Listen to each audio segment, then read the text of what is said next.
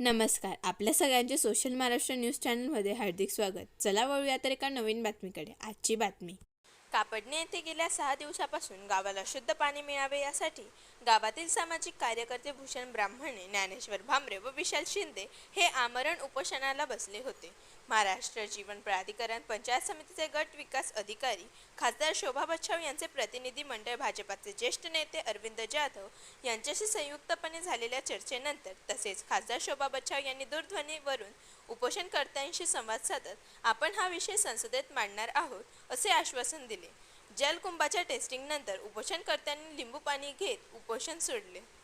गेल्या 5-6 दिवसापासून कापडणे गावामध्ये गावाच्या सार्वजनिक आरोग्याच्या संदर्भामध्ये पिण्याचं पाणी स्वच्छ मिळावं हा अत्यंत माफक विषय घेऊन खऱ्या अर्थानं गावाच्या सर्वसामान्य नागरिकांच्यासाठी, घटकांच्यासाठी प्रत्येकाला शुद्ध पाणी मिळावं हा अत्यंत शुद्ध हेतू डोळ्यासमोर घेऊन कापडणे गावचे आमचे भूषणभाऊ ब्राह्मणे, ज्ञानेश्वर भांबरे आणि विशाल शिंदे आणि त्यांची संघर्ष समिती, या संघर्ष समितीच्या माध्यमातून गेल्या 5-6 दिवसापासून या ठिकाणी त्यांनी उपोषणाचा मार्ग, आमरण उपोषणाचा मार्ग या ठिकाणी स्वीकारलेला होता.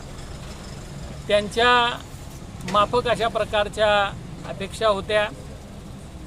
MJPच्या माध्यमातून जी ग्रामीण पाणी पुरवठा योजना, जी आपली JJM जलजीवन मिशनची योजना आहे, त्या योजनेच्या कामाच्या त्रुटीच्या संदर्भामध्ये त्यांच्या काही मागण्या होत्या.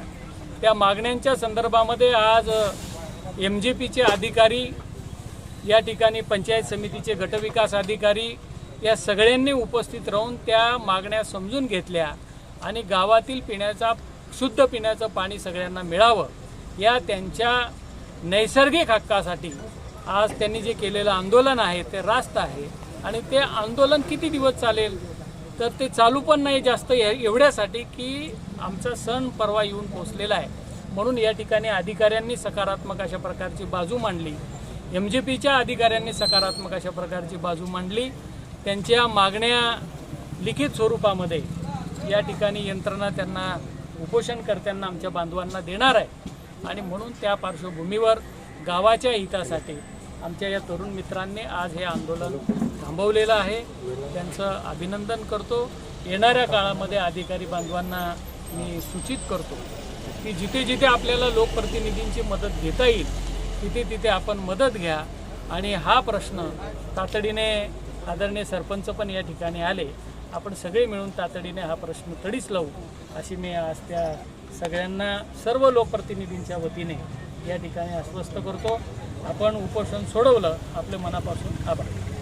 आज या आमरण उपोषणाचा 6वा दिवस होता आणि या आमरण उपोषण सोडवण्यासाठी संबंधित यंत्रणा इथं उपस्थित राहून त्यांच्या मार्फत आम्हाला 80% समाधानकारक, 100% मी म्हणत नाही, 80% समाधानकारक उत्तरं मिळाली असून आणि एकंदरीत गावाची जी जनता आमच्या मागे उपस्थित होते त्यांच्या पाठबळाने आम्ही हे उपोषण सक्सेस करू शकलो.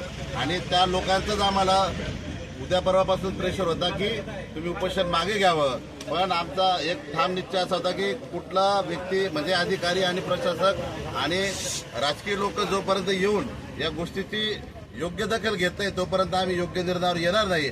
आणि त्या अनुषंगाने अरविंद जाधव सर असतील, माननीय शोभाताई बच्छाव यांचे प्रतिनिधी असतील आणि या लोकांनी येऊन, आणि MJP असेल, पंचायत समिती असेल, या लोकांनी येऊन आपल्याला जो आश्वासित केलेला आहे त्या आश्वासित प्रमाणे आपण हे उपोषण मागे घेत आहोत.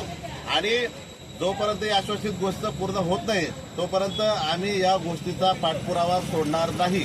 दुसरी गोष्ट, हे आंदोलन उभं करण्यासाठी फक्त आम्ही 3 लोक हे तुमचे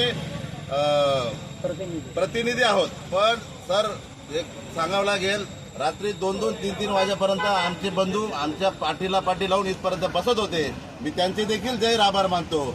15 तारखेच्या झालेल्या या 15 जुलैपासून सुरू झालेल्या या कामापासून तर आतापर्यंत ज्या ज्या लोकांनी आम्हाला प्रत्यक्ष, अप्रत्यक्ष आणि टेक्निकल जो सपोर्ट केला अशा सर्व लोकांचं मी या मंचावरनं जाहीर आभार मानतो. पुढेही अशी मदत करावी तर आपल्या कापडण्या गावाला निश्चितच आपण वेगळं स्वरूप देऊ. एवढं बोलतो. धन्यवाद.